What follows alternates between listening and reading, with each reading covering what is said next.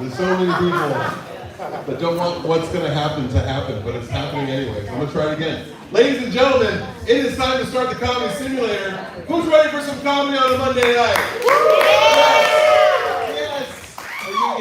I know we're just coming off the Halloween weekend. I know you guys are hurting, but you're still here because you don't want to be home. So let's not be home together. Doesn't that sound fun? Let's do that. It's Monday, which means it's the night for comedy. We do the Comedy Simulator here every Monday night at 7 o'clock. Whose first time is it here at the Comedy Simulator right now? There's more than that. A couple of liars out there. That's fine. I don't know how this works. It's called the Comedy Simulator because this is not a comedy show. This is a simulated comedy experience. What does that mean? We are not real comedians. You are not a real audience. What does that mean? Nobody's charging you money, so lower your expectations. All right? That's what that means. This is a fun time. We're going to pretend like we're the most funny comedians you've ever seen. You're going to pretend like you're the best audience that we've ever had, and we're going to all fake it till we make it together. That's how this works. Thank you. Hell yes. I like that energy. I'm going to exacerbate that energy by saying, audience member of the night gets a free bottle of hot sauce from High Spice Hot Sauce. That's right.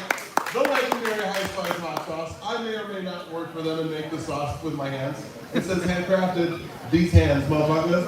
All right. So tonight's theme, we are doing peer review. Now, I was going to have myself and another comedian after each set help to give some notes, but none of the more established comedians of the scene have showed up tonight. So I will just be doing the notes. Trust me, I'm good. What we do here is that every night we do a different theme. Sometimes we do crowd work, sometimes we do heckling, sometimes we do jokes from a bucket where you pull out a topic and you riff off that. Well, tonight we're doing peer review, which means that at the end of everybody's set, they're going to get a couple notes to help them extend their jokes, elaborate on the funny, make their jokes even better. That's what we're trying to do here. We're trying to get better at comedy, and you guys are trying to see us get better at comedy. Because you don't want us when we suck, right? You guys want good comics, right? Woo! Which is why we instituted the bomb hat rule. If somebody is not a good comic tonight, and you think they had a bad set, and we all agree that they bombed, they have to wear this little bomb beanie. It's a little bomb, makes you have a little bomb. So, this is not a sign of failure, this isn't a dunce cap, all right? This is just a sign of improvement to come. If you see somebody wearing the bomb hat, buy them a drink. Follow them on Instagram. Be a part of their climb, not a part of their failures. Comedian of the night will be sharing the tips with me. Are we ready to start the Comedy Simulator? Yeah! Let's go, begin simulation. I am still on edge about people who bring in dogs to restaurants and when they say they're service dogs, but you can tell they're not service dogs. But it feels so rude to be like, is that a service dog? Because then I could be the asshole, right? I could be wrong. So here's what I suggest. Every establishment have a resident employee that asks the question, but they are also a disabled person. So that if you're not disabled and you have a disability dog, you have to tell a person with a disability and you have to lie to them. And I want you to go through that shame. That's all I want, is to see the depths. Okay, that's not good. I don't think that we're utilizing service dogs the way that we should. I think there's so many more jobs that they can do. I think service dogs should be delivering the bad news that doctors deliver. I don't know about you, but I'd much rather hear bad news from a golden retriever than from an adult man. I don't know, right? What if, like, the worse the news, the cuter the dog? That's the scale that I want. Like, your doctor leaves, he's like, hold on, I'll be right back for the test results. And the St. Bernard comes in, you're like, oh, cool, it's just gout. I can handle gout, right? Like, that's no problem. Or your doctor's like, okay, we're gonna have our news giver come in here. I'll be gone, I'll come back in a little bit. And then leave, and you're like getting nervous. You're like, who's the news giver? Like, what kind of dog is it gonna be? And it's like a corgi, and you're like, oh shit, no! A corgi, no! That's cancer. Like, right? You just know, a corgi's the cutest, it's gotta be. And then a second corgi comes in, like, a second corgi? It's like, no, don't worry, sir, that's a service dog. Like, oh my god. What service does he provide? It's like, he can smell cancer. Oh no! I don't care. I like that joke way more than you guys like that. I appreciate that. Catch up, everybody. Yes, it is. It is. I agree. I don't know if you can tell I'm an inventor. I'm trying to invent some things. Check this out. Everybody hates babies on airplanes, right? What if there was a smaller plane that towed behind every plane that was full of all the babies and all the flight crew were little people? Doesn't that sound adorable? Thank you for flying baby air. Who wouldn't put their baby on that plane? Or like a channel. Say you had to leave a dog at home tonight. Your dog gets separation anxiety, doesn't like you leaving the house, barks, pisses off your neighbors. What if you had a 24-hour streaming channel? That was just somebody on the screen going, who's a good boy? Who's a good boy? You're a good boy with the ball, go get it, go get it. Throws it, your dog runs around the house, comes back, and just goes back to the loop. Sit, stay, watch. Good boy TV. These are good ideas, people. I'll get celebrities involved. Get Ryan Gosling on the screen and be like, who's a good boy? No, that's a terrible idea. I can't put Ryan Gosling on TV going, who's a good boy? There's going to be some pervert somewhere with a gag ball in their mouth going, oh, good boy. And I'm like, I don't want to give to them anymore. I had another idea. This is a real idea. And the prototype we got left on the drawing room floor. I made a prototype of this, okay? It's called pillow sleeves. I'm in. Do you need me to pitch you further, sharks? Okay, I'll tell you. Pillow sleeves. When you're falling asleep at a desk, at a train, on an airplane, what's the most natural position to fall into? Pillow sleeves. That's what I'm talking about. A pillow that fits over your forearm, kind of like a buckler shield, and you can get little like Navy tattoos on it. That's the Ed Hardy pillow. You know what I mean? Like, you can put styles on it. Pillow sleeves. All right, fuck you, that's $1 million idea. I'll fight. They made something called the ostrich pillow where somebody sticks their head in. I'm like, yeah, it's kind of like that, but like less autistic. You know what I mean? Like just, like I can still have a conversation and be like, no, I'm just tired. Anybody else here have $1 million idea? I want to hear some out there. You guys have anything? What's yours? I have so many. Oh. Organic spam. Organic spam? Disgusting. Nope, I'm out.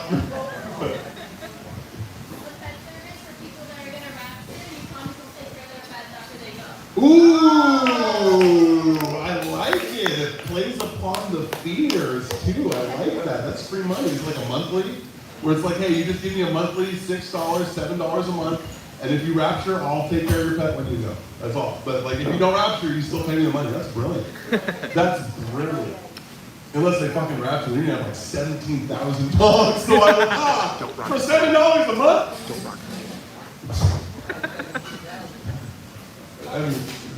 I mean, if you follow Jehovah's Witnesses, there's a limited number in heaven. That's the joke. You get because you're like Jehovah, right? You get it's still good money, but that's a lot of dogs too. Is $7 a dog enough? I don't think so. I think a lot more people would be renting dogs. Why can't you rent a dog? Let's just start there. You can borrow a dog. That's borrowing a dog. I mean like rent a dog. Like that's insured. I don't know what happened. This is my first dog. Alright, let's get my start. You guys ready to get the show started? Alright. So it is the peer review night tonight. So comedians, if you don't want notes, just let me know. And we won't talk about you further after you set. Do your jokes, get off my stage. I'm just joking. We're all going to play a part. Ladies and gentlemen, your first comedian coming to the stage tonight is attempting her first stand-up comedy set. Make it water for her, ladies and gentlemen. You can't bring a drink on stage. Not even water? It's not even water. It's stupid liquor commission bullshit. Take a big sip. Yeah. Take a deep breath. Ladies and gentlemen, for the first time on our stage, give it for Willow! Hey, aloha guys. Thank you so much. I am Willow, and I am equally excited and nervous to be up here. I want to thank my friend Joel for encouraging me to get up here. He told me to find my edge, which is a sticker I just designed. So if you don't like this set, you can blame Joel.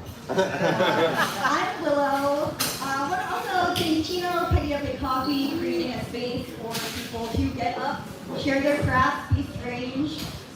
Speaking of strange, I had a really bizarre experience happen a while ago. I was reflecting on earlier today with my friends. I got invited to a film festival over at a group of friends of friends' houses. I love films. It was Humpfest, and I'm like, yeah, I am super into whales. So we go there, this new house, beautiful house. Everybody is so inviting. They welcome us in. I felt like I was everybody's best friend right off the bat. There's all this bush around. People are eating fruit. And we sit down on the floor to watch this film, and it starts with this guy in his house. And I'm like, okay. I thought it was going to be in the ocean, but behind the scenes film, I am really excited about this. This is going to be good. And then he starts taking off all of his clothes. And I'm like, okay, well, I mean, you need to put your wetsuit on somehow, so go for it. And he pulls out a big stick of butter. And I'm like, oh my God. I am gonna learn so much tonight. So I pull out my notebook, I start taking all the notes I can, and then I watch as this guy pulls up the stick of butter. And me and this group of strangers watch this man take this stick of butter and shove the entire thing up his asshole. No. Oh my God. I mean, I don't know that much about scuba diving, but I don't know what kind of scuba equipment requires a lubricated asshole. But I mean, I was oddly into it, so I didn't say anything. I just kept taking notes. And proceeded to watch this man put on the smallest little bike shorts I've ever seen. Not a wetsuit, bike shorts, but they were surprisingly tight. He went outside, jumped on his bike, and the film showed him riding his bike through the city. It looked like Portland. And he goes to the other house, walks inside the house, goes all the way into the front of the whole house. There's nothing in the house except for a single toaster.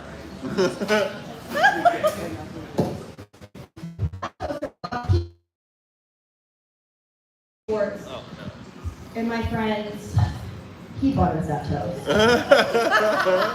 I did not learn that much about the ocean that night, but I did get surprisingly wet. And the cinematography was quite spectacular. So give it up for Humpfest and being blindsided by buttholes. Yeah, I'm Willow. This is my story. If you guys are curious in a sticker or to say hi, please give me at least 5 minutes and come with an interesting fact about the ocean.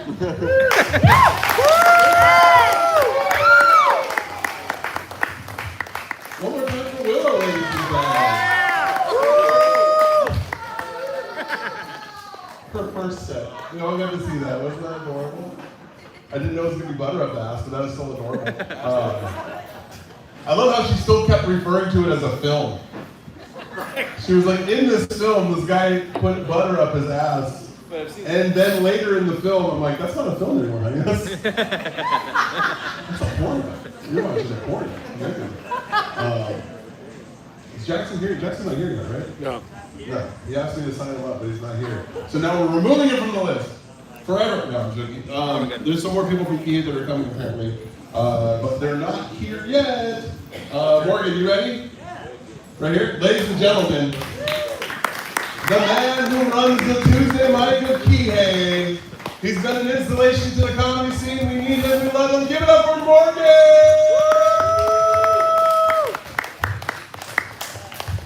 Give it up for your host, Chino, down here every Monday night. And for some strange reason, we are too.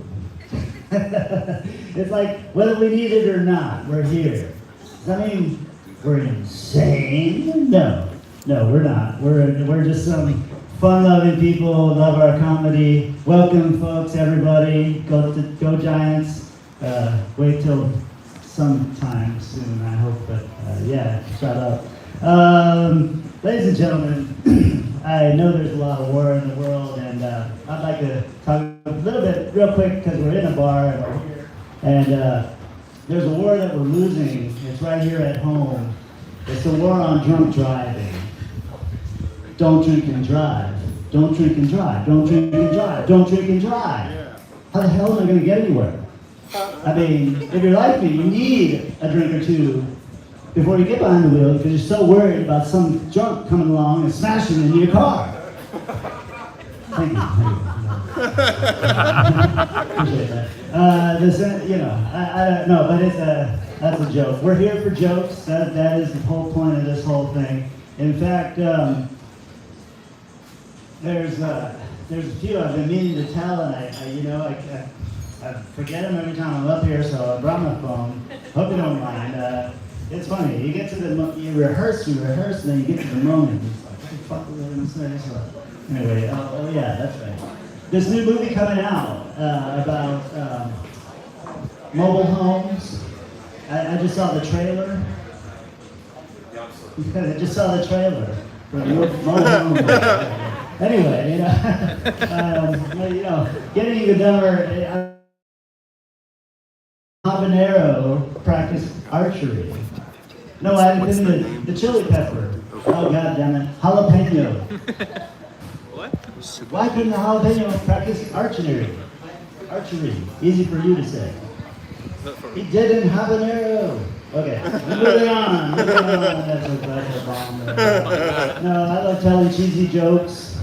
Well, my friends are all lactose intolerant, so unfortunately you guys are going to bear the brunt of that.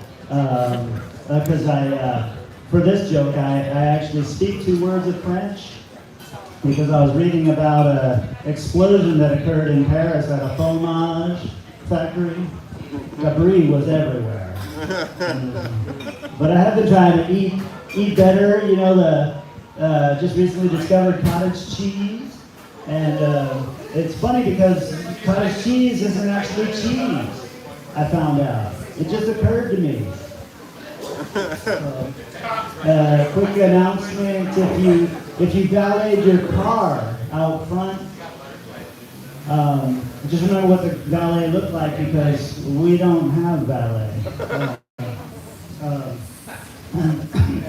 It goes along with, I was asking Siri why I'm so bad at relationships. And she said, "This is Alexa, motherfucker." maybe start with that. It's like, so 1,000 pardons. So I'm trying to be nicer to my electronics, because all my electronics, I know they're talking about how electronics is going to take over the world. They're going to be like ruling us very soon. So I'm, things like USB ports. I'm trying to plug it in the right way the first time, rather than jabbing at it, like hoping it's in the dark and hoping it goes in. It's like consent or something. But no, the other thing about AI, which is really crazy, is when people use them to write songs. Like I had a friend who used to tell jokes, and then he put them under AI and said, "Write me a song about these jokes," and he actually came up with a song. And I just feel like with the coming back of country music, which is like, by the way, where the hell are all the country music stations coming from? But they're taking over the airwaves. I drive around, and every other station is another country song. But I haven't heard yet, and I'm sure it's only a limited time before some country singer-songwriter does a song about his self-driving truck leaving him. All right. On that strong note, I'm going to throw it back to your host. Hey. Oh, thanks. By the way, I totally forgot to do my job and give notes on the comedians tonight. Morgan, one more time for Morgan, ladies and gentlemen. Great work. Here's a note for you, sir. Your jokes are great, but your delivery is undersold. So in order to grip the audience up front, you can still keep the delivery, but like when you have those moments where you're like, "Have you heard this?" Like do the Norm Macdonald where like, "Have you heard about this?" Like check in with people and pull them in and rope them into your game, because you got something going there, Morgan. One more time for Morgan. And where's Miss Willow at? Oh, she left? Oh, she went for a fear pee. I know how that feels. That's what you do after your first set. Fear pee, fear cigarette. She'll be back in about 25 minutes. All right, ladies and gentlemen, coming up to the stage. There's no subtitles for this comedian. No, he did not have a stroke. He's from another country. Give it up for Ivan! Who told you I didn't have a stroke? Right, we were talking talking about AI, and I find it very interesting because we all talk about with AI about our problems, right? I wanted to ask AI. I called him AI. I called him John Connor. So I was talking to John Connor, right? And I wanted to know what do you think about this situation, right? And I was super high. What I actually wrote was, what do you think? And AI said 1011011. And I'm like, I'm sorry, I don't understand. I'm non-binary. Just give me my mic.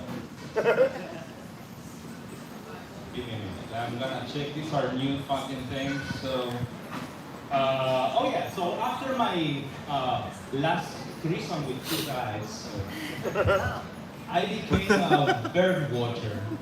Every time I get hard and horny right now, I think I can go for a cockatoo. And I'm bisexual, so I also like another bird, which is called the great kids. You should Google those. Oh man. I like making gay immigration agents cry. I call that breaking the ice. Thank you. If you see that, let me know. I have a window right here. So there's this stupid thing that we all complain about microplastics, right? Microplastic in the air, in the water, always complaining, right? We don't want microplastics anywhere, but microplastics in my ass, yes please, right? Yeah, we don't like microplastics, but the plastic penis industry is getting huge, dude. What's that? Alright. I don't have merchandise, but I recently found out a nice way to actually give you something back. I have useful merchandise, which means I actually live in a small house and I have a lot of things, so I'm gonna start selling things with my signature. So if you're interested, I have a toaster, $10, it could be yours. It has my signature, so you can go like, yeah, it's funny how I got it. It's autographed. I have a blender, so you can do the same and tell people that it's autographed. You know, like, I cannot hear you. It's funny how I got it. What? Yeah, it's autographed. Yeah, what? It's amazing. If you want it, I have blender fun with no cover, useful merchandise just for you people. You're welcome. Next time you bake, you prepare your breakfast and you think about my comedy, that's what. I don't know where we're going with that. The grass is greener on the other side all the time, right? That's what we say. Well, I brought into my neighbor's house and my weed is better. I went to the doctor and the doctor told me, you have a weakened immune system. And I said, that makes sense because I feel stronger during the weekend. And then she said, I need to go deeper on this. Do you diet? And I said, no, I'm still here, I didn't diet. You're bad at doctoring. Alright.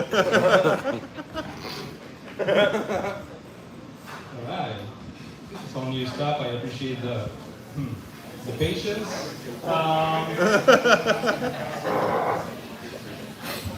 My sister told me that she had tickets to go see Disney on Ice. I said, no, I only do weed.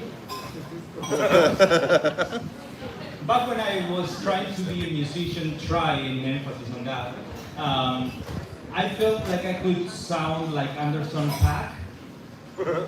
Then I realized I actually sound like Anderson Starter Pack. That's my sound. All right, I have one more quote here. Oh yeah, so my father had type 2 diabetes, my grandfather had type 1 diabetes, and I don't even know how to type diabetes. That's my time. Thank you very much.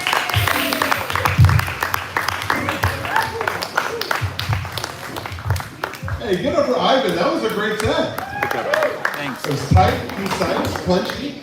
all the elements. You had some act outs, man. Good stuff. I don't have any notes for stuff like that. Keep doing that. Thank you. Maybe slow down just a little bit and put the mic a little closer. I mean, just small techniques. Yeah, great set. One more time, Brian, ladies and gentlemen. Good work there. Good work there. By the way, Suki Heath and Breezy IRL want to give shout outs to some of our YouTube watchers. That's right, this is being live streamed on YouTube. We have a live show at Comedy Simulator on YouTube. If you want to follow us and watch when you're not here, that's cool. Weirdos, stalkers, we're into that. Watch us when you're not around. All right, ladies and gentlemen, coming up to the stage, our videographer, the one who runs the cameras, who makes sure that the stream is up and running. When he leaves it on mute, it's his fault, not mine. Ladies and gentlemen, give it up for Dan Stevie. All right, let's keep it going for Chino, everybody. Yes, it is true. I did fuck up last week. Started the live stream. People were complaining no sound, and it took a couple minutes to find out why. One button. Mutes are bad. That's not ableist. Mutes are just bad. I don't even know. Well, happy Monday, everybody. Thank you for coming out. Give yourselves a round of applause. All right. It's been a weird night. You guys survived Halloween. Did anybody do anything extra super weird? Were you? What did you do, Doug? You stayed awake. All right, cool. All right. Anybody much cooler than that? Chino, what did you do? I emceed Fuzz Fest. All right. Let's give it up for Trevor, the whole Fuzzbox crew. Yeah. Oh, yeah. Yeah. The best show that I wasn't at this year. I forgot this town sells out in one thing. It's the one thing I wanted to go to. Son of a bitch. Yeah, well, boo-hoo, I missed it. All right. I don't know. It's just tough, you know, I mean, it's tough to do things. I don't know, I have allergies. You guys have allergies? Anybody here? You guys hate volcanoes? What? Yeah, no. You start sneezing out of the blue, and then all of a sudden people start posting videos of lava flowing up. It's like, oh, okay, that's why. But I just found out, like, I'm allergic to a lot of stuff. Like, pretty much most of the world. Like, just like most of existence, I'm allergic to. Nothing bad enough to kill me. But, like, the one I'm saddest about is I happen to be allergic to Coke. Oh. I know. That's the worst. It's like, nah, my nose is running. It could be the Coke or it could be allergies. Or it could be the Coke allergies. I don't know. It's tough to tell. I don't know. I don't understand science. It's really tough. But yeah, so, do we have any tourists in here tonight? You kind of count. Who are you guys visiting? Kelsey, you admit that you're with her? This little hooligan? No, she's a sweetheart.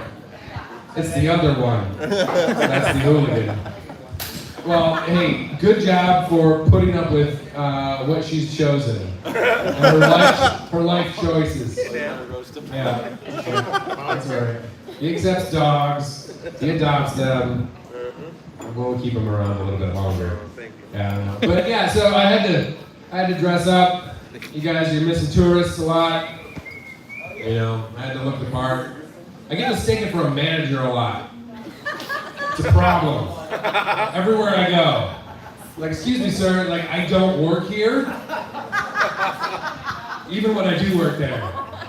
It's just way easier. I don't know. It's the gray hair. I look like I know what I'm doing. It's a lie. It's a lie. I don't know. I'm back in the tourism industry, dealing with tourists.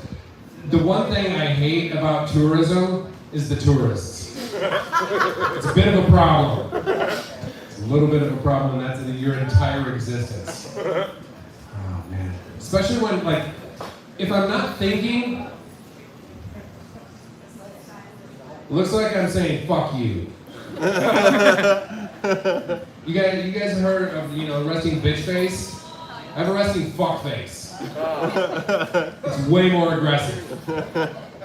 It doesn't help. It really doesn't help anything. Especially when I try out for parts, I try to act, and I always try to go out for the hero role, and they're like, that was nice, but let's have you read for the villain. God damn it. All right. I can hate just as good as anyone.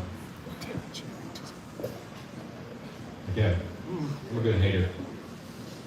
Have you guys heard, have you guys heard about this? Yeah. There we go. Now I'm learning. Yeah. That you guys know about the SpaceX satellites? Yeah. Yeah. Well, evidently, one or two of them falls down every day. Yeah. Yeah, it's raining debris. Yeah. Thanks, Elon. But don't fear, because they're setting up another 30 or 40,000 this year. Yeah. So hey, they're not falling as fast as Elon, like people's opinions of Elon. It's all right. All right, one more minute. All right, where do we go?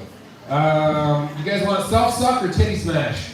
Self-suck. Self-suck. All right. So one of the things I was thinking about, like during COVID, when a lot of people had a lot of time on their hands, how many guys got into yoga? Not necessarily for the health benefits, but to be able to blow themselves. There's one. All right, thank you for your honesty. And I kind of assumed that. And I learned from Reddit that, yeah, totally Reddit, that giving yourself a blowjob is more like giving a blowjob than getting a blowjob. It's a little bit of a bummer, because like I remember everybody growing up, the hot thing to say was, man, if I could suck my own dick, I'd never leave the house. That just winds up meaning you just want to sit around the house and suck a lot of dick. Which is cool. Hey, people do anything for love, even the risk of back injury. All right, I'm Dan Stevie. That's my time.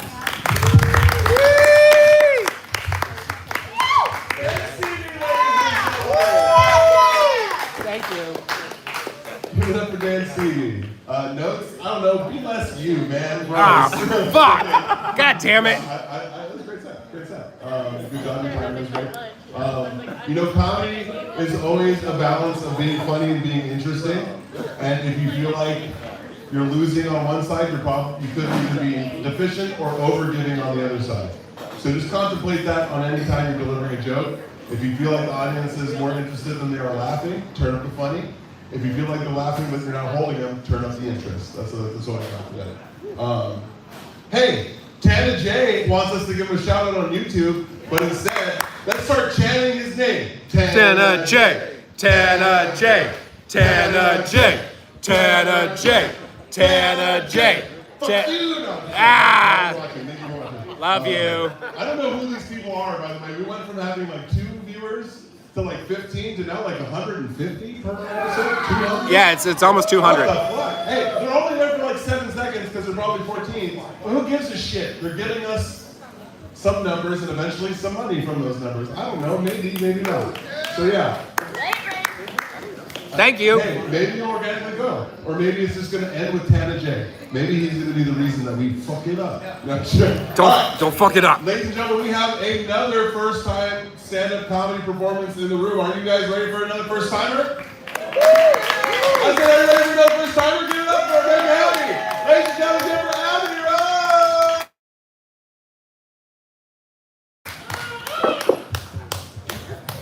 Thanks, Chino. You're welcome. Yeah, so I'm Abby Rose. This is my first time doing stand-up. And tonight, I'm going to be sharing some stories about my first time going to Burning Man. Any burners in the crowd? No? Okay. Well, if you've heard anything about Burning Man, or if you've ever been, you know that the weather is pretty unpredictable. So we get there, like we make it through the line within like 2 hours, smooth sailing, and then out of nowhere we get out of the vehicle and it's just like 70-mile-per-hour winds, like blackout dust storms. It's crazy. And so like we get there early, we're like there to help build. And so everybody's in the middle of building their camp. And yeah, the orgy dome blew down. Like, believe it or not, they actually put a 2-person tent up in place of it. Like, thinking that's going to suffice. And it did a little, it still got used. But yeah, they say this a lot at Burning Man, fuck your burn. And it's like the opposite of what you think it would be. It's kind of like let go of any expectations on how you think your burn should be, because anything can happen. And honestly, anything probably will happen because they have literally everything there. And so, you know, I have no expectations. I don't really know what to think. It's my first year, and it was like a last minute decision. So I'm like staying at the camp that all my friends are staying at. And shout out Camp Dark Heart. The camp that I was a part of was a sex positive camp. And so I didn't really know that, but our temple nights were like play parties, the art of a threesome, anal fisting workshops. And I didn't really think that anal fisting was on my Burning Man 2025 bucket list, but somehow I got roped into going to an anal fisting workshop. And You got her. it was pretty educational, you know? But this guy and his girlfriend, she was a subject, he was an educator, and for Burning Man, it was actually pretty clean. I will say that. Not only was it an informative workshop, but it was interactive. So he was inviting people up, being like, you know, if you'd like to give this a try, you can anal fist my girlfriend. And Nice. so he started like encouraging people with little hands, and believe it or not, I had like the littlest hands. I started sitting on my hands like, oh God, no, nobody noticed me. And my friend looks over, the one who roped us into going, and he goes, hey, little hands, it's your turn to shine. Like, and I'm like, no, I will not be doing that. I'm just here to support and watch from a distance. But yeah, like Burning Man just has some crazy shit. After that, like that night, we went to this bar called Spanky's. And it's exactly what it sounds like. It's a kink bar. So you can go and you can order a drink, or you can like get your nipples clamped. You can get spanked. You can get electrocuted. I watched this one guy actually get kicked in the balls like 8 times in a row, and I'm like, all right, buddy, whatever floats your boat. Like, that's what you're into. I watched another guy get a fireball like thrown at his asshole, and it was crazy. It was like, I didn't know you could do that. I didn't know that was an option. But one thing that I did realize overall after all these experiences, I was like, you know what? Maybe I'm pretty fucking vanilla after all. And you think after seeing someone get like fisted like 5 times, like by 5 different people, you'd be like, wow, maybe my kinks aren't even that kinky after all. Maybe I could handle like a finger in the bum, but no, like I'll stick to missionary and doggy style any day, because like that is not for me. Last thing I'll say about it, I feel like our temple nights kind of definitely became like the new orgy dome once the event was actually over with. So we were going to Paia one night, and our friend, we had to go like get him out of the temple and see if he wanted to go with us. And this guy was unconscious, and he had 2 people like literally fucking on top of him. And it's like, you'd think you would know if somebody was fucking on top of you, but no. This guy was just knocked out, just having a good time in the temple night. That was also the orgy dome. But yeah, I could go on and on about Burning Man stories and the crazy shit that I saw, but I'm gonna leave you guys to that image of the existing workshop.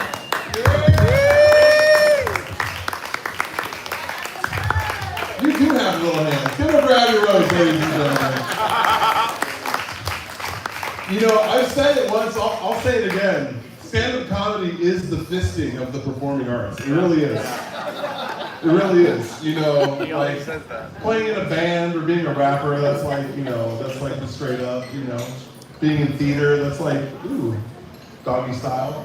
This is fisting. Stand-up comedy is definitely the hardest, most hardcore performing art. And some of you guys are doing this without doing any other performing arts beforehand. Some of you guys are just walking into comedy like a virgin walking into a fisting dome. Just like, let's do this. I think I'm ready. I may not be stretched, but I'm enthusiastic. I think I'm enthusiastic. All right. I would like to say this is another first-time comedian, but you have done comedy with us before. I remember at the old Story Mic, ladies and gentlemen, the beat maker himself. Give it for G-Met, Gary!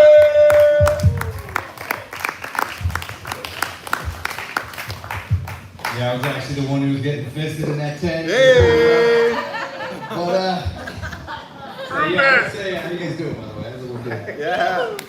Let me just look at my notes real quick here.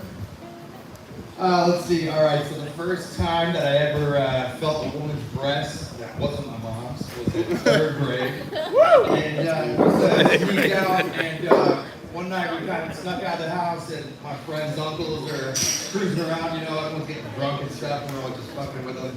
So we get in the car, and he's like, hey, have you boys ever seen tits before? We're like, tits? No, tits? What are tits? You know, we don't know what tits are. He's like, hey, ladies, why don't you show them the tits, you know? And then, so I was like, everyone, we were all stoked, didn't know what the hell to expect. Fucking A, they whipped them out, fucking working those nips like a radio dial. Yeah. It was like, I was too stoked. And then, so yeah, you know, one hell of a show and tell on Monday. I remember telling everyone there, I'm like, dude, you're not gonna fucking believe. But here's the kicker. 18 years later, I ended up banging that chick. And yeah, it was pretty like full circle moment, so that was pretty awesome. And let's see what we got here. Got some notes. Hold on.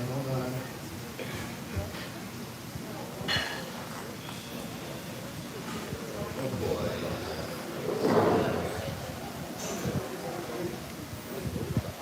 Oh yeah, so it's like funny when you're maybe hanging out with someone for the first time, like hanging out with a lady, and she starts maybe talking about other guys. She's like, oh yeah, you know, I didn't fuck him or nothing, and then she's like, yeah, you know, I just sucked him from the back, but we didn't bang. Let's see, sucking from the back, you know, we didn't fuck. Shit. Let's see, I wrote this one today. The transsexual's favorite music genre, tough no. Let's see here. This shit is not organized. Boy. Man, hold on. Bear with me, guys. Second pitch you saw. Yeah, tough no. Yeah, what do you call an autistic cokehead on the septum?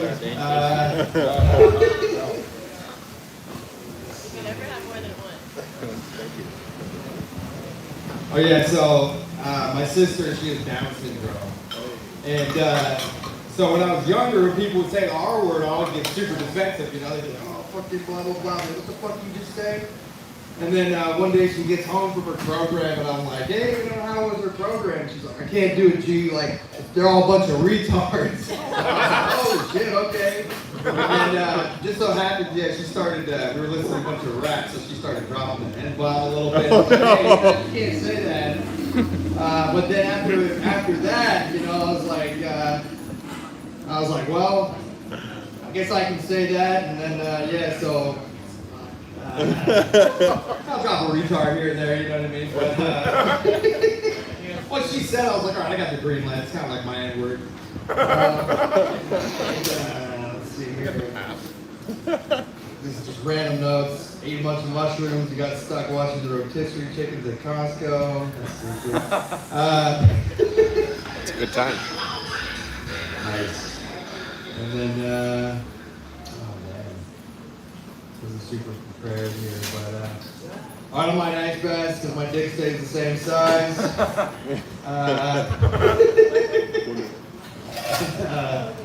Let's see, I'll tell the story from the last one. That was gold. Do we need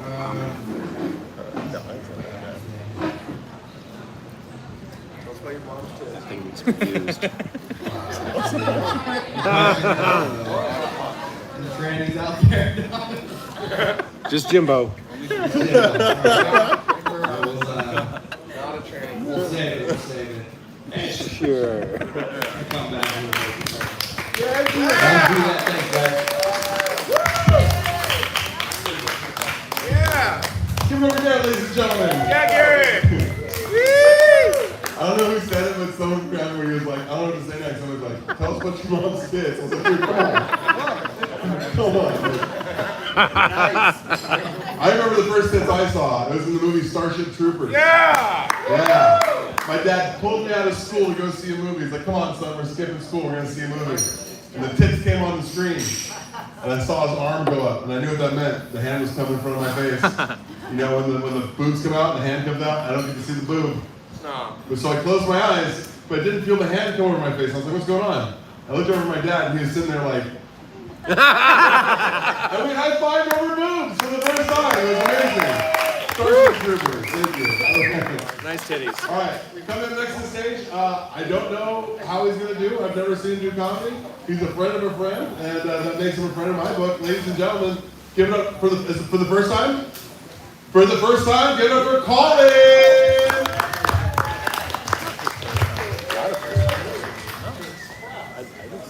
Oh, yeah.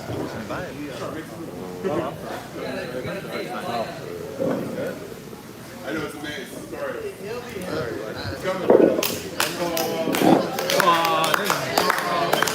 Faster, faster.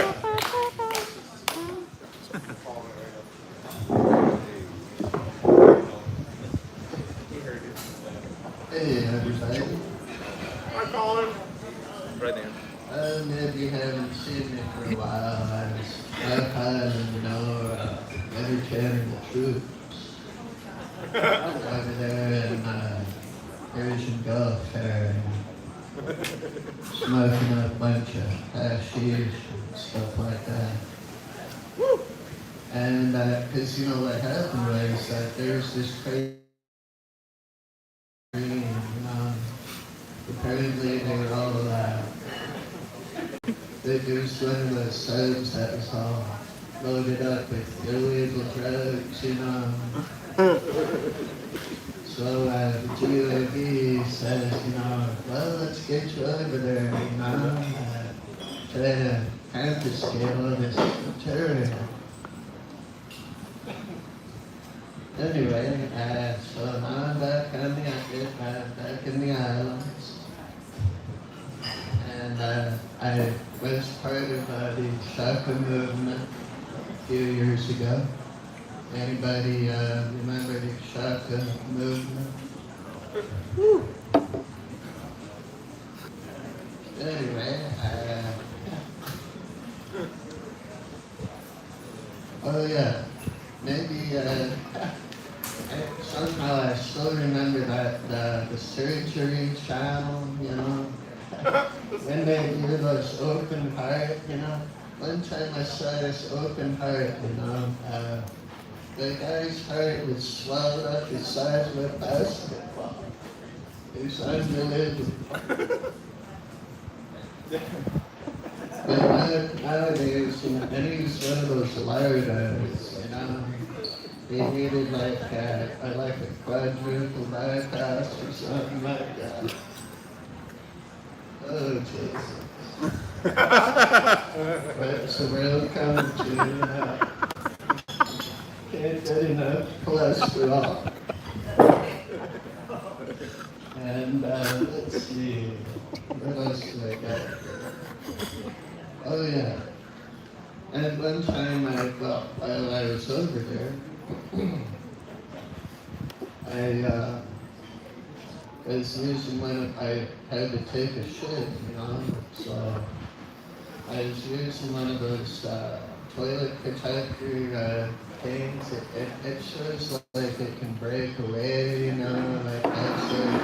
like you gotta actually gotta break the center part out of the I didn't think I needed to break the center part out of it. So I'm sitting there taking shit, and all of you there, it didn't break away. I might as well stand there and share my trousers.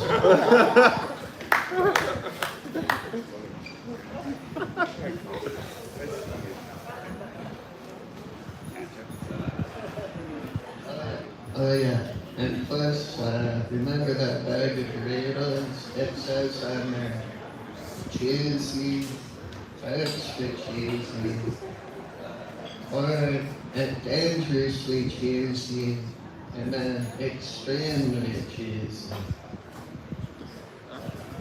The best. I was watching some movie one time. There's a couple of bogus retards, and I always love it when one retard says to the other retard, "You freaking retard." And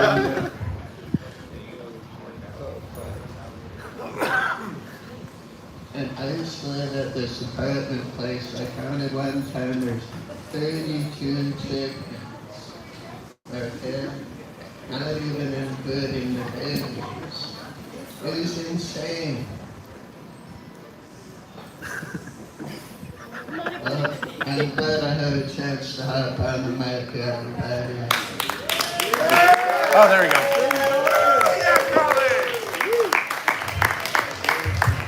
Keep Carver calling, ladies and gentlemen. Is that a Baltimore accent I detect?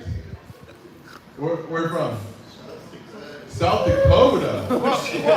Hey, if you like that song, go to South Dakota if you want the whole album. That is an awesome accent. I really get parts I was laughing at the accent and not the material. I feel bad, but that was awesome. One more time for Colin, ladies and gentlemen. Join us, Colin. Ladies and gentlemen, coming next to the stage, our roast battle champion of this past year. He had a headlining show earlier this year that went really well. Ladies and gentlemen, get up for Joel Ewing.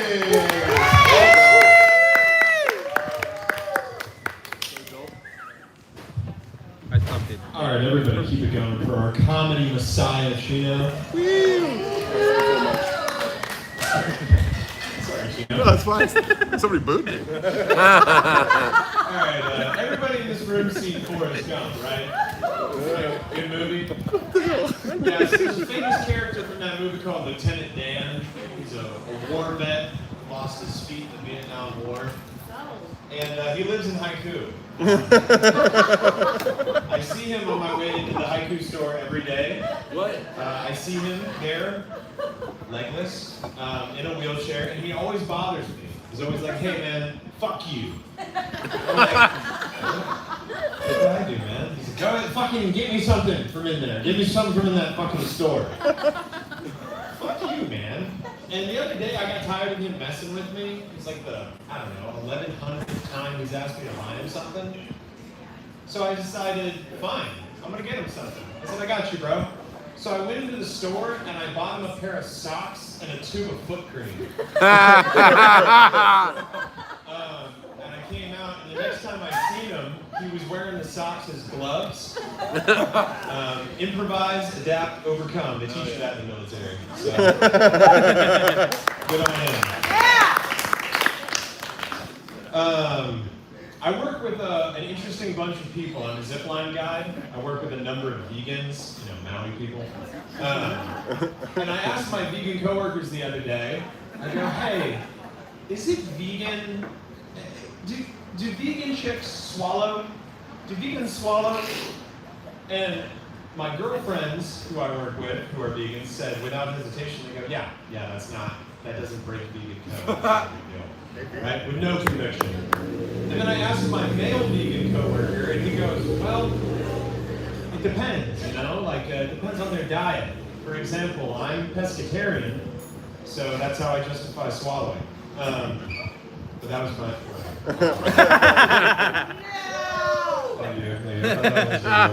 Jesus Christ.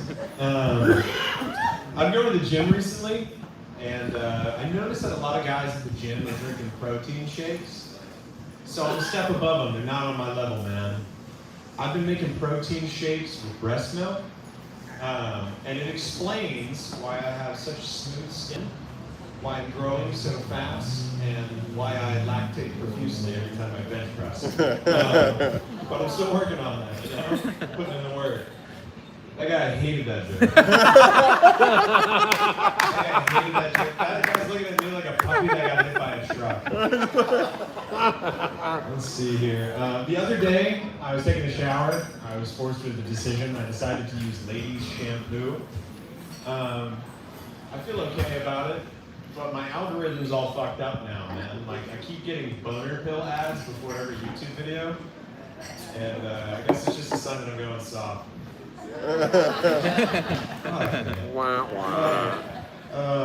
Alright, you guys will really hate this one. Good stuff. It's like a good chunk of my set, so I gotta tell it. I have a coworker who will remain nameless, but I have a coworker who I'm pretty sure masturbates at work. I know, it's horrible. But, I kind of envy that at the same time. Can you imagine needing to come that bad that you're just gonna crank one out at work. What kind of diet do you think that guy's on? You know what I mean? Like, I need that much testosterone. Alright, let's see here. Like, sure it's not. I can't afford Netflix, so I have a knockoff brand of Netflix. Instead of watching a show called Sex and the City, I watch a little series called Fucking in the Woods. Alright, fuck, man. Alright, I'll try this one. I'll get out of here. I got a buddy who recently went to jail. He's a good guy. He's not a criminal. He went to jail because he was drunk and he fell asleep on the beach. And when he woke up, he was right in front of the lifeguard and he was using a sea turtle as a pillow. Whoa.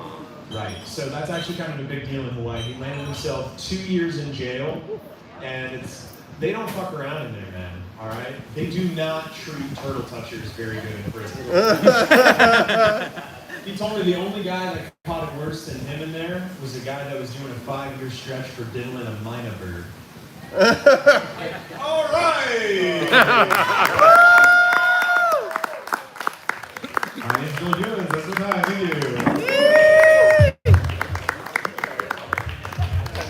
Keep going tall, anyways, ladies and gentlemen. No time. That was a good set, Joel. That was a good set. And you know what? The crowd fought you and you fought them back in a natural way. That's how you glide the plane down. You know, I equate stand-up comedy to trying to land a plane. And sometimes it doesn't always go that well. Sometimes the plane is crashing. But if you can save the people and crash the plane, that's a good night. Good job, Joel. Well done. You kept it charming. Even if you felt like you were struggling, you found your footing. You did great. You did great. Ladies and gentlemen, coming up to the stage, practically has his in-laws in the audience, so if you don't love them, they won't love them either. Ladies and gentlemen, give it for Jimbo!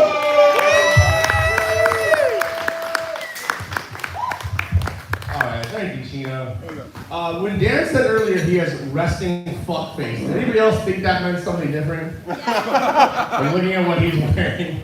I thought it was something completely different. I actually, yesterday, got a letter, certified letter from the Maui Police Department. You guys want to hear it? Yes. I brought it. I'm going to read it to you.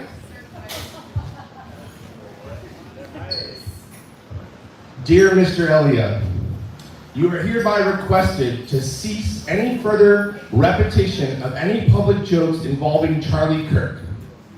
Any further repetition will result in immediate legal action. So how's you guys' Halloween? Have a good Halloween? Sweet. I saw a really gnarly Halloween costume. It was Charlie Kirk with a hole in his neck. That's fucked up. That's insensitive. Because it should have been 2 holes. The bullet came out. Thank you. Yeah, fuck it. Just send me to jail. Honestly, put me in jail. I'm so fucking poor right now, it would help me. Put me in jail now. I'm so poor, I actually had to buy bologna the other day. It's literally the only thing worse than ramen. Ramen, bologna, non-beef bologna. We don't even know what's in it, and I had to buy it. I'm actually, if I went to jail, I would probably lose more weight. Would help me. Because right now, I'm actually on a health journey. It's mostly mental. But I've lost 15 pounds. Yeah. Thank you. I stopped drinking alcohol, right? I know, terrible. It was my main hobby, right? So I have to find another hobby. And I just recently found one. I'm a Google reviewer. Yeah? Except my niche of Google reviews is very specific. I actually review strip clubs all across the country that I've never been to. And I fill every review with misinformation. Sassy's, 5 stars. Half off everything on Tuesday, count me in. Roxas, 5 stars. $5 cover, but 2 free ping pong balls when you enter. Kit Kat Club, 5 stars. I cannot believe they let you touch them here.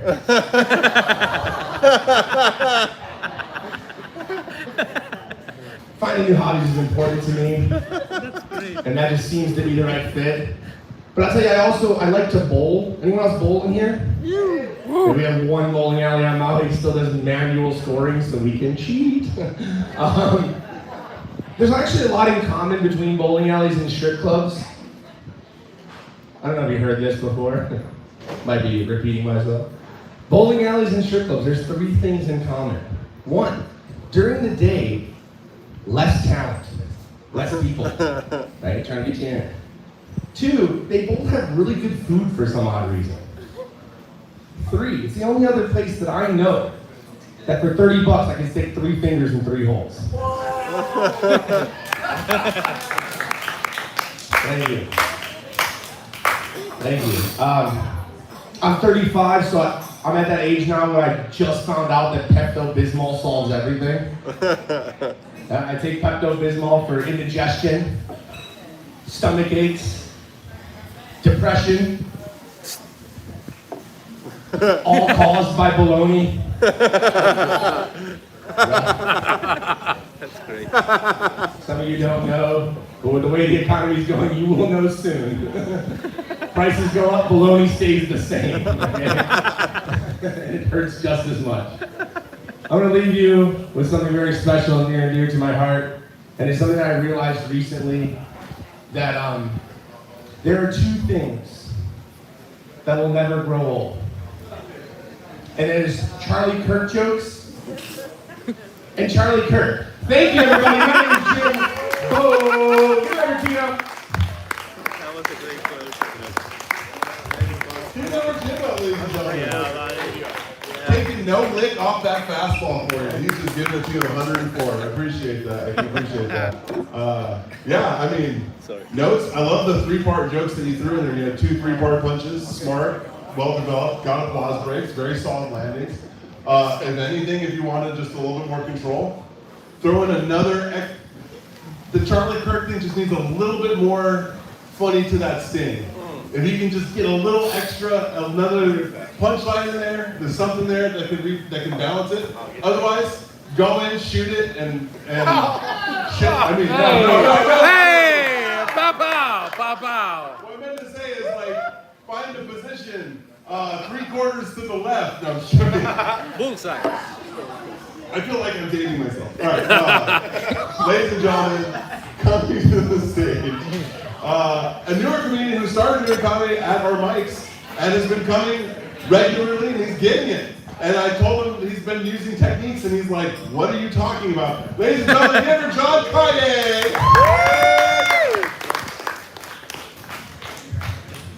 Keep it going for Chino and our last comedian, Jimbo, guys. Come on. Let me hear something. Guys, I am new to this. My family thinks that I'm a failure, and that's okay. They ask me all the time, what do I make jokes about? My dad, he's worried that I make jokes about him. He's worried I make jokes about him. But if you have a sibling, this might make sense to you. My sister asked me, do you make jokes about gaining weight now that you're getting older? Thanks, sis. That's fucking great. That's great. I used to buy weed from a dealer. Gen Z kids today, they don't know what it's like to have to know a dealer. They don't. But on island now, I have to find ways to get that fixed. Because it's easy for me to get weed. I just know somebody who farms it up country. But I've got a meat guy. If you don't understand what it's like to meet somebody in a parking lot of a powerhouse gym to get 3 pounds of brisket, you're missing out. By the way, it's now with Brisket Syndicate. That guy's awesome. Check him out. Anybody here have angel number tattoos? Please just don't even answer that. Oh, fuck. Man, I would have a follow-up on that. That's cool. That's really cool. She came up on stage earlier. That's cool. Yeah. I grew up in Arizona where we are the 48th worst public school system, and we learn shit like red and black is a friendly jack. Anybody know that? It's about snakes. Somebody said snakes. I've never seen a fucking quarter snake in my life. Why do they teach us that shit? I don't get it. I don't get it. You know what else was weird? What else was weird growing up when I was a kid? Was Peter Piper pizza. Gambling is ruining the next generation. Gambling is ruining the next generation. That is a fact. But it all started at Peter Piper Pizza for me. I don't know. You've been there? No, you grew up in Afghanistan. Or where? The other one. The other one. Sorry. The other one. Sorry for getting it wrong. But you know what the fucking weirdest thing about Peter Piper Pizza is? Is that one of the #1 things you could exchange your tickets for was an animal's decapitated foot. A rabbit foot. I know, ew is right. It was a rabbit foot. You could get them in any color. And it's disgusting. It really is disgusting that you could do that. I don't know what they do with the rest of the animal, but I brought those home because I was that kid growing up. And my sisters didn't like it. They didn't like it. And one day we were fighting over a lucky rabbit's foot. And my sister, she's holding on to it so strongly, it snapped in half. I thought these things were fake, they're real. And then I'm there holding a yellow, dyed rabbit's foot with bones sticking out of it. And that actually made it even better because I could chase my sisters with it and they would scream at me. As a boy, you love that. You love that. You guys want to hear a trans joke?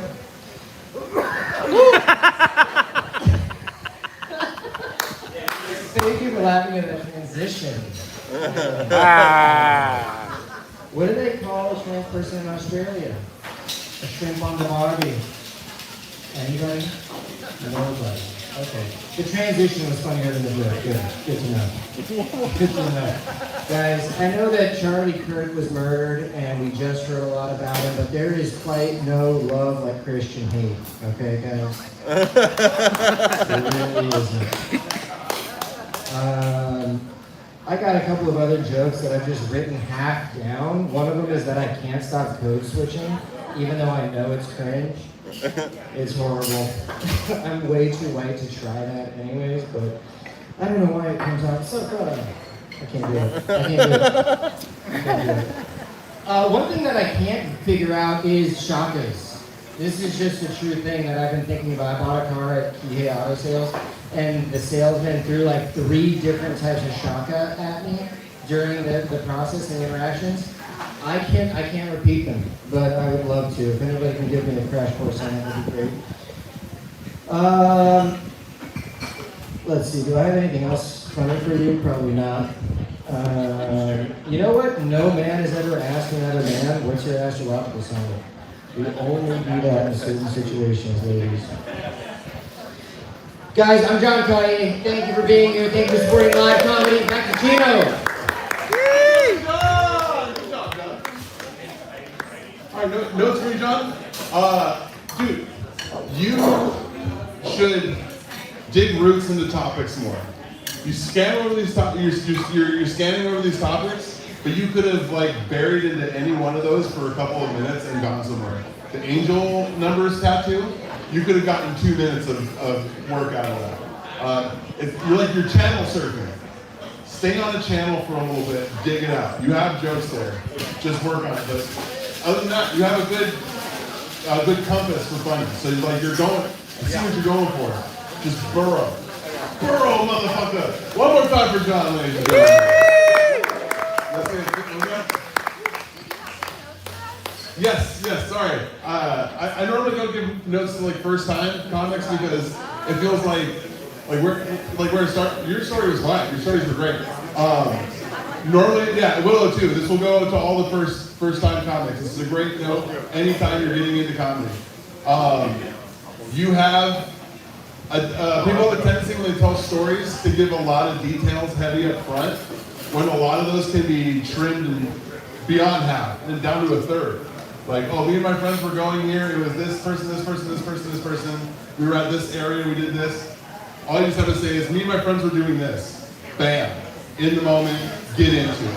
Because the payoff is what people are looking for, the details will be forgotten. So that's only for all first time comics, really. That's a good way to kind of, what we call trim the fat, so to speak. All right, I'm gonna walk around with the tip jar, If you guys feel like tipping us, go ahead and throw it in. I'll be splitting it with the comic of the night, which we will decide at the end of the evening.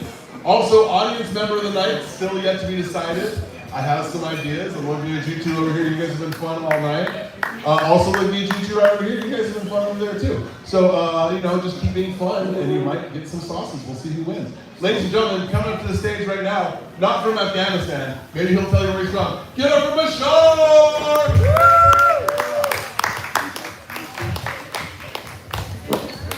Thank you guys for being here. Keep it going for Chino. My name is Bashar, and I am from Iraq. Right? But I know most of you would call me Bashir and ask me about my life in Afghanistan after the show. I am actually the only Iraqi on Maui. I looked it up. But I looked up the consensus, there's only one Iraqi, which is kind of a good thing, right? You get too many of us in one place and we get freedom delivered to us. So. I've lived on Maui for the last 13 years. It's been awesome. I do get confused for, just being brown. You can imagine all these pretty ladies coming to Maui wanting to meet a Hawaiian man. Right? And I'm like, I'm from Baghdad. Technically, the Hawaii, the Middle East. Biblical time, Garden of Eden, I guess, was in Mesopotamia somehow. And all I want to know is, what happened from that time to now, right? We used to be ruled by God and now ruled by ISIS. The CIA, CIA. Sorry. It is kind of tough to rep a certain team. You're born in this skin and you gotta hold it down for their fights regardless, right? And we don't have the best PR out there. We're not doing great on the world stage. So I'm always like, I'm Muslim, but I'm also spiritual. I'm a Gemini. What's your sign? Can we? Right? Yeah, it's interesting. It's interesting being from that part of the world. But I feel like you don't always have to. You don't always have to stand to where you come from with everything, right? Like the 72 virgins. Too many. Right? It's too many virgins, so I gotta take one virgin. No, I'm just kidding. But yeah, it's been a rough go. Like there's nobody really recruited Muslims out there. Like I'm trying to jump on any of the political sides and they're like, we don't like Israel. I'm like, yeah, and Muslims. Like, fuck.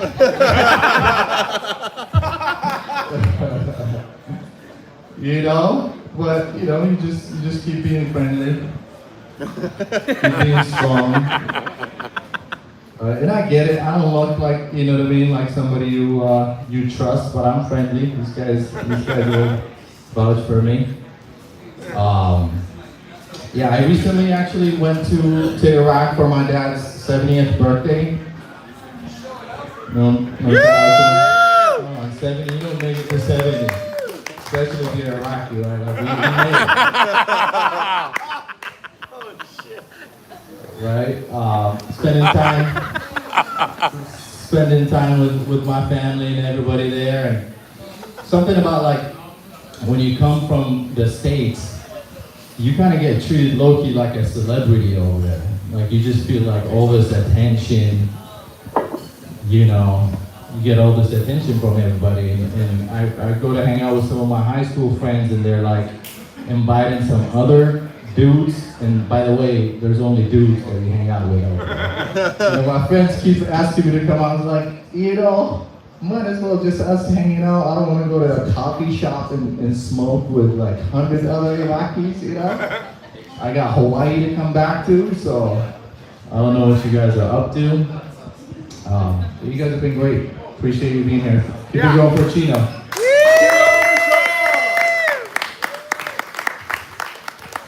Keep it going one more time for Bashar, ladies and gentlemen. Came a long way to do comedy here tonight. Great set.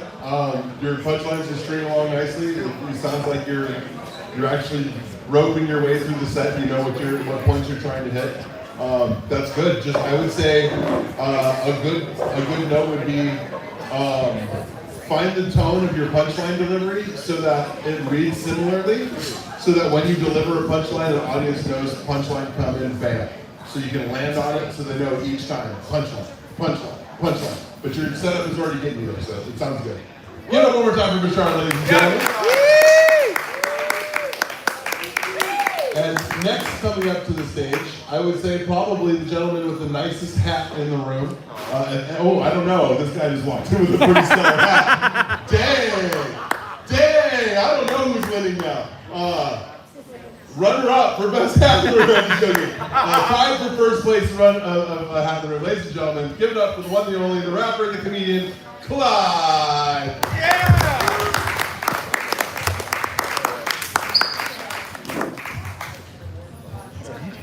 What's going on, everybody? Bigger, kind of like. Let's do a geographic check here.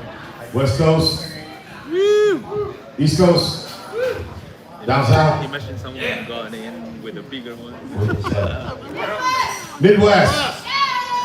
Okay, we're scattered everywhere. Because I really want to come left field and just pretend all you guys are local, if that's okay. Here we go. Simulator, Chino style. So I was cruising down Portland the first time, and cruising with my crazy friend from high school. Brother man could not speak proper English. He just kept out of the airport. Like, bro, they're taking from Mexico. Get back, man. And he saw the most beautifulest girl in the world across the street. We're about to go to this Voodoo Donuts or some shit. And the girl was so fly, and homie was like, babe, what I gotta do? Babe, what I gotta do to be with you? And he just kept saying that over and over. Babe, what I gotta do? What I gotta do? And we just cracking up. Because I think the Portland girl had no idea what the hell he was saying. Probably she thought he was saying, I gotta doo-doo. I gotta doo-doo. Because he kept bending over, bro. He probably thought he was constipated.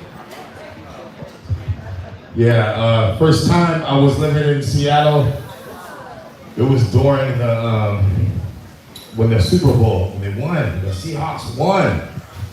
Talk about tension, guys. I had a crazy roommate, Big Uso from Khalid, gangster Samoan brother, and he was a 49er fan. So for those who are not hip to street code ethics in Seatown, mostly from the south side, they're Crips, and they're like barely blood members are in the Seattle area. So my buddy was wearing this 49er jersey every time we go to the main club, and homies were just like a Suge Knight walked in the room or something, you know? Or the Kool-Aid man, you know? He'd be like, no, I'm not a blood, I'm just a Niner fan.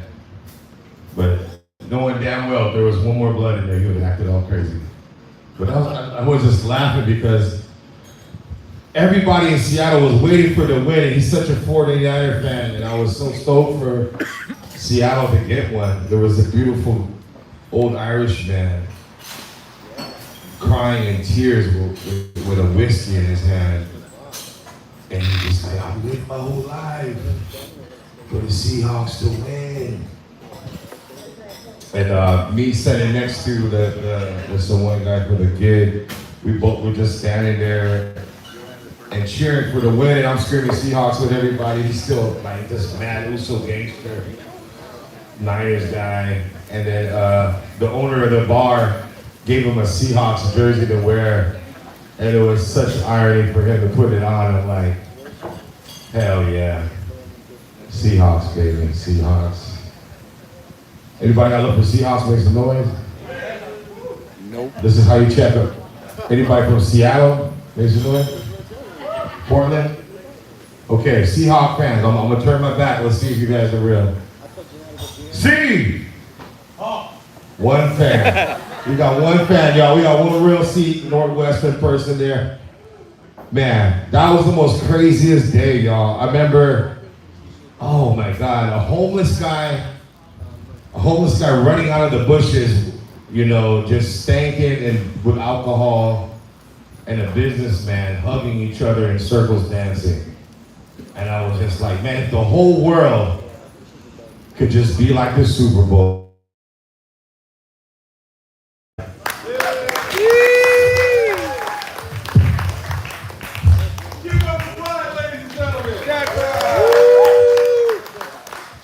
Is no stranger to the stage. He's a rapper. He's emceed many shows. He's open for many people. I'm not going to give him any stage notes. As a comedian, you know, write jokes, but whatever, do your thing.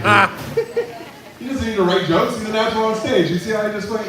He didn't write that shit. He's just talking to you. That's how comfortable he is on stage. One more time for Pride, ladies and gentlemen. All right, we got one more comic, and then Dove will be closing us out. Does anybody else want to sign up? We got a little bit more time left. If you do want to let me go. If not, ladies and gentlemen, the first to last comedian. Is that how we do that? I don't know. Second runner-up from the last. I don't know. Ladies and gentlemen, give it up for the very tall, very funny Eddie V. Right on. Everybody survived Halloween. That's good. Yeah. Kind of a slow go, man. It's a freaking. I saw some spooky shit come back. You know, there's some crazy shit going on. I tip my hair a little bit because I'm not ready to go, you know, total silverback yet at my age. But it didn't really work out the way I wanted. I just looked like a 10-year younger guy that made really bad choices. Not really the look I'm going for. So we got my iPhone. Does anybody else get update anxiety? Update anxiety? Dude, I'm like, fuck, I just don't want to update. It's like every time I open my phone. It's like iPhone. When the relationship was young, we were so good together. It's like, I would ask a question and you would cheerfully answer me with such happiness, ready to help. Now you like talk down to me and I don't know, you lock me out. This shit's getting frigid.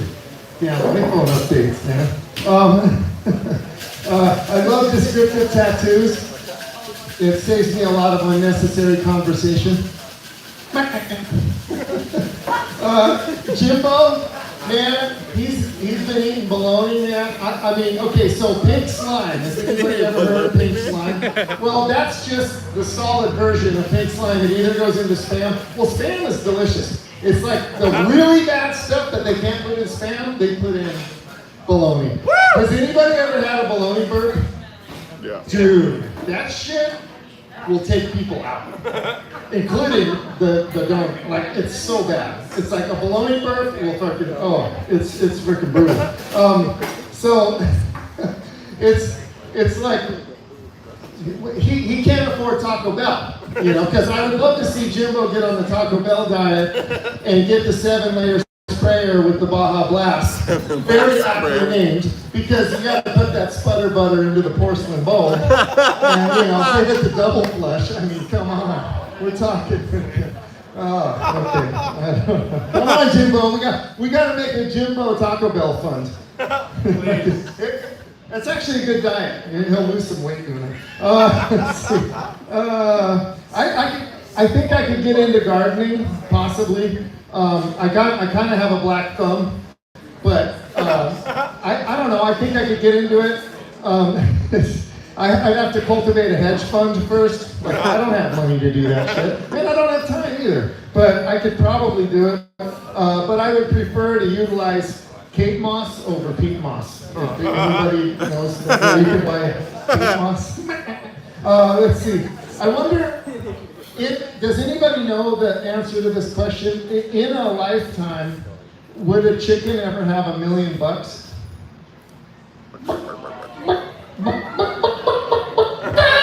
Okay, maybe not. That joke is freaking dumb. That joke is for the birds. Let's see. You're not supposed to wipe your hard drive while you're actively using it. I didn't know this. Okay, so what's up with drinking? Like, we take another shot, and it's like, whoa, there goes the motor skills. I'm thinking, whoa. Dave, I honestly think you should sit down and take a stress pill and think things over. Like, it's like, oh, now I can't walk. Like, oh boy. Okay. Let's see. People are worried about, their carbon footprint. I'm worried about my carbon fingerprints. I'm like, DNA too, actually. Oh God. You know what happens when conjoining twins die? Or like if one of them dies? You know what? I'm not doing that joke. Dude, that one twin kills another twin. That's fucked up, man. That's fucked up. The other twin bleeds out into the other twin's heart because it's not holding pressure anymore. So what's the punchline to that? That's so fucking terrible. Where the hell was I going with that fucking joke? That's terrible. God, it's like I wrote down, I blurted out a thought, and it was just not happening. I saw myself in the future, okay, and I didn't know it. So when you're in the time continuum, okay, so I'll give you some context. I was in Oahu, I rented a freaking badass fucking, it was so awesome, sports car, and it was killer. We were going to this freaking rave down in Nimitz, and we had candy flipped. I can't remember if it was like, you know how you have like a little piece of acid and like a little chocolate, and you're like, fuck, there's nothing worse than the dreaded underdose, right? Like, we all know that. Like, you don't want the underdose. So we're like, did we get enough? Dude, I get pulled over, I'm the driver. And I'm like, fuck. And I'm like, oh shit. I'm trying to wrap this up at the last minute. The cop's like asking, what's the speed limit? And my eyes are like, he shines the light, and I mean, that should have been a dead giveaway. My pupils are silver dollars. And I'm like, 30 miles an hour. He's all, good. So, anyway, as the adrenaline of getting pulled over is so gnarly, my heart's like beating. And I'm like, I'm the designated driver, don't talk to these guys. My buddy's holding a freaking tall boy with his leg against the edge of the dude, we were so gonna go to jail for the weekend. Somehow, high as fuck, I pulled it off. I don't know how I did it, but they shine a light in my buddy's face, and it's all. What's your name? He's like, from Maui? That's not your name, bro. Okay, so anyway, it's like I figured out that the cop asked me where you're going. The most critical thing when you're high as fuck, where are you going? And I almost said, ask the car. Here we are in the future. I found myself, and now you can ask the car.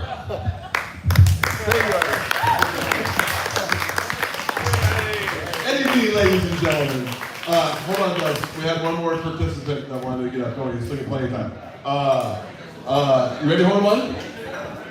All right. Second time performer on our stage. He came up here a couple weeks ago and did great. Ladies and gentlemen, give it up for Honuma. Honuma! What's the liquor rule for goats? Can the goat drink? It's a service goat. Oh, yeah. Yes, service goat. No. Not goat either, racist. Lamb. Baby. Found on the road, actually. Addition to the farm. Brand new addition to the farm. Yeah, not disco. Disco. Disco? Disco. No. Okay. So the stuff that you see on the like I said, newest addition to the farm. And last time I was up here,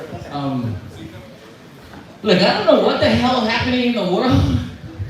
I live on a farm. I didn't get, to your defense, brother. Look. To your defense, I didn't know who that guy was. What was his name? I didn't know who that guy was. I had to ask my friend. I've been on the farm for so long that I don't even know what the hell's happening in the world now. And it's kind of neat because I don't know nothing about goats, and I found this one, or not me, a 6 foot. I gotta tell this story, y'all. My friend is 6'3", 320 pounds. Listen to you. He was driving in the morning and he thought this was a cat running across the road. Now imagine a 6'3", 300-pound man chasing this thing down as it's jumping and leaping across the road. And then there's a passenger in the seat who's lighter than him that is more agile, just laughing at his ass. This guy's stuff that happens in Hawaii, man. The guy that can do watches the guy who will struggle. And will just kind of give you pointers and stuff like that. Like, I don't know. So, other things that I get to see on the farm is ducks and chickens. Yeah? No? Ducks and chickens on the farm. You get to see the chickens do stuff that the ducks are defenseless to help. For example, you guys know ducks have rounded bills. They have webbed feet. Chickens have the beaks are sharp. Their toes or talons and whatnot. I'm defenseless to do it. They're kind of built to rape the ducks. Ducks don't really have a defense against it. It kind of happens. And I just, it's something you gotta just like,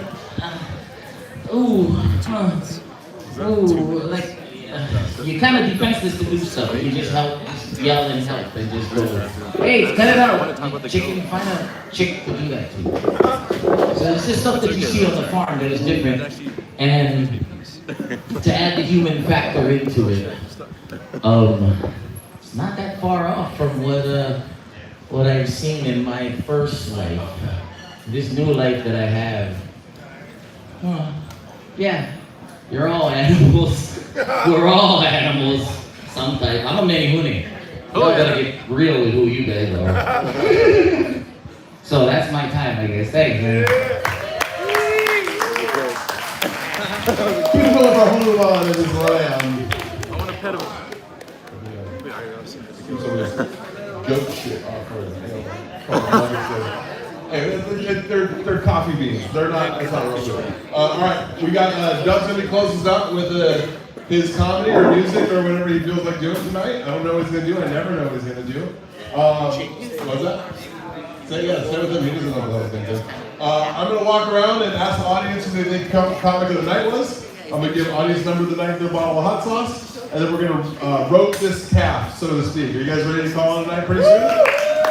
Well, all right, you guys have been a great audience so far. Give it up for your last night of the evening. Give it up for Dove, D-O-V-E Dove.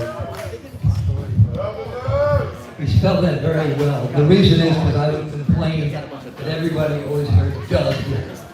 And so he's been doing much better recently. Hold on. Yes, sir. At first I thought it was your goat too. And I was wondering what happened here tonight that got your goat. He's the only one that got that.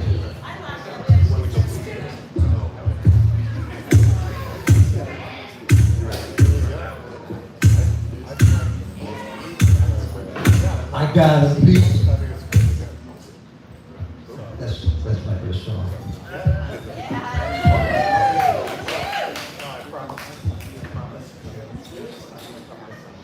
So I've got a comment about Eddie. Eddie, but there you are. Eddie, one of the first things you said when you came up here was that everyone survived Halloween, but Eddie, I don't know if it's your sight or whatever, but there are a lot of dead people in the corners who didn't survive. But you wouldn't know that if you couldn't see them, and they've been covered in formaldehyde, so they don't smell like rotting carcasses.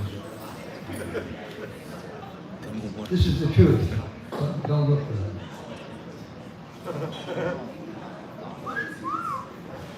What was that for?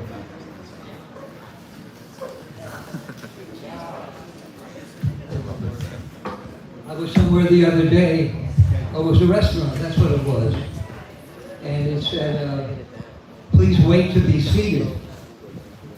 And I thought to myself, well, if you're going to be waiting, you're not going to be seated, so.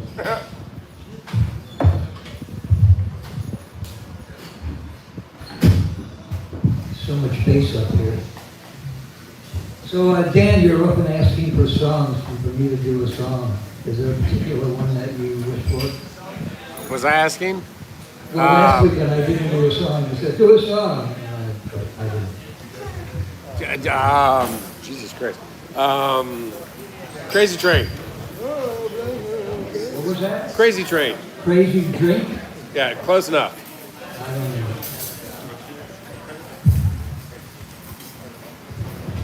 All right. Anybody have a song you'd like to hear? No? Okay. I'm going to do a recent song I wrote.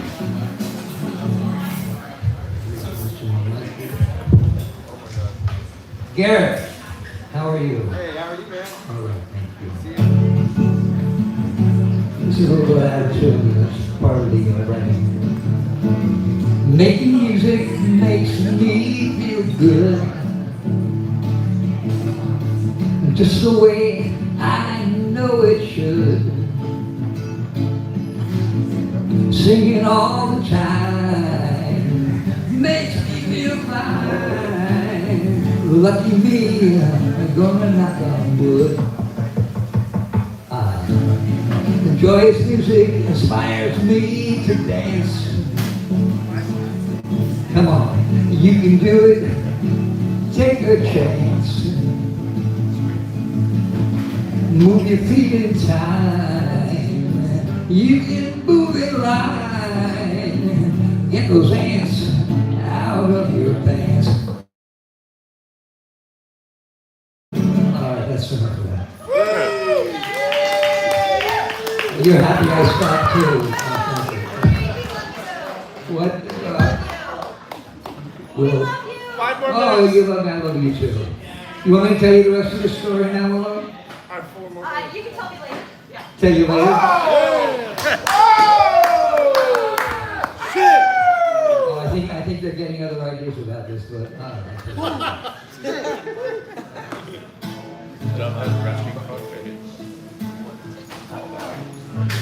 this is the first song that came to me on Maui.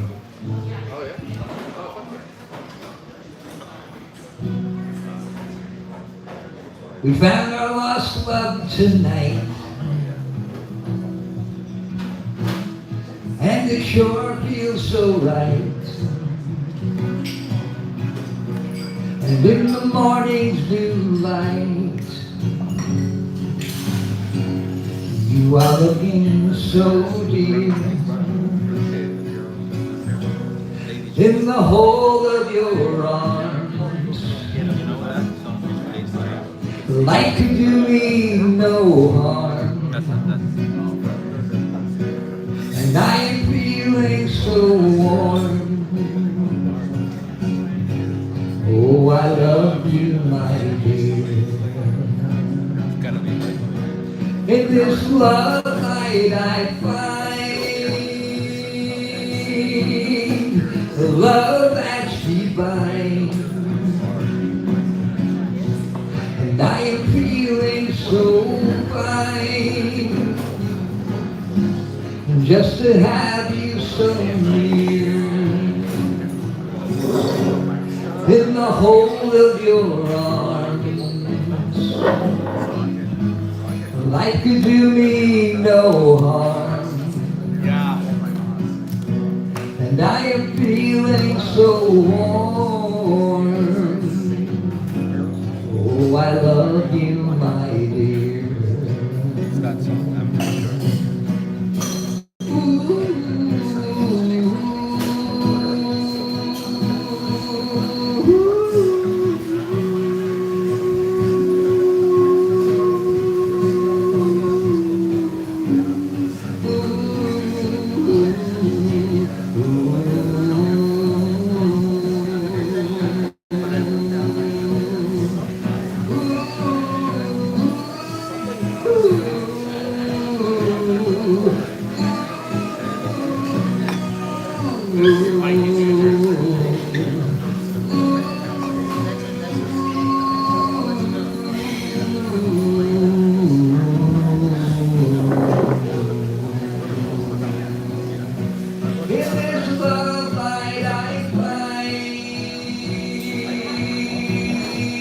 a love that's divine, and I am feeling so fine, just to have you so near, in the hold of your arms. Life could do me no harm, and I am feeling so warm. Oh, I love you, my dear.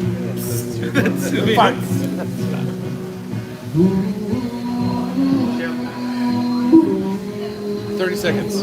Yeah. 30 seconds.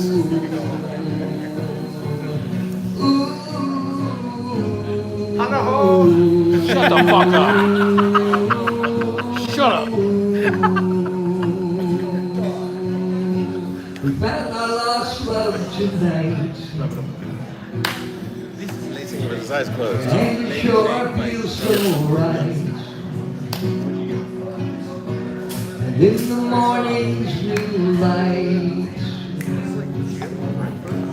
oh, I love you. I'll report this stream. Oh, I love you, my Jimbo. This is for you.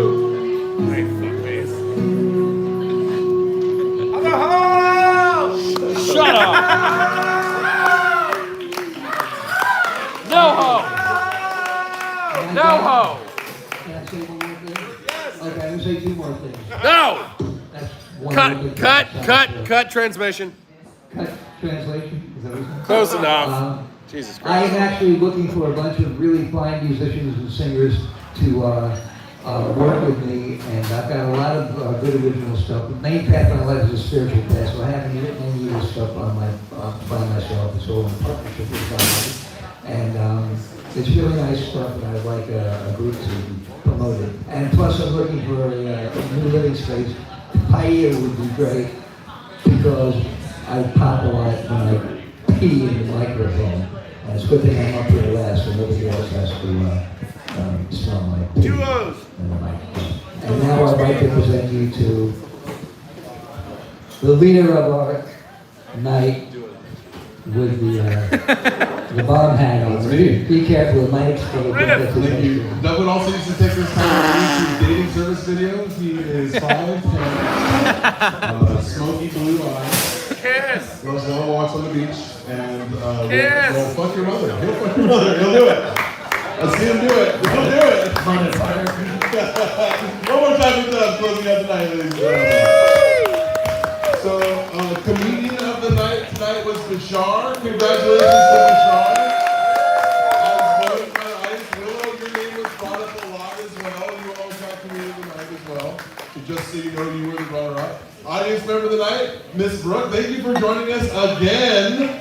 I don't know, hey, comedians, take a good look at Miss Brooke over there in the corner. She's been here for the past 3 weeks consecutive, at least for 8 or 9 of the comedy simulators. Give it up for Brooke, ladies and gentlemen. She supports you more than your own parents. You should be rubbing her feet, you dirty mongrels. No, don't let them touch you, they're disgusting. Guys, thank you so much for joining us tonight. We hope you had a good time. If you had a good time, please tell your friends. If you didn't, shut your fucking mouth. We don't need rumors, bitch. Right? Give yourself. See you guys next week. Love you, bye. End simulation. We'll see you next week.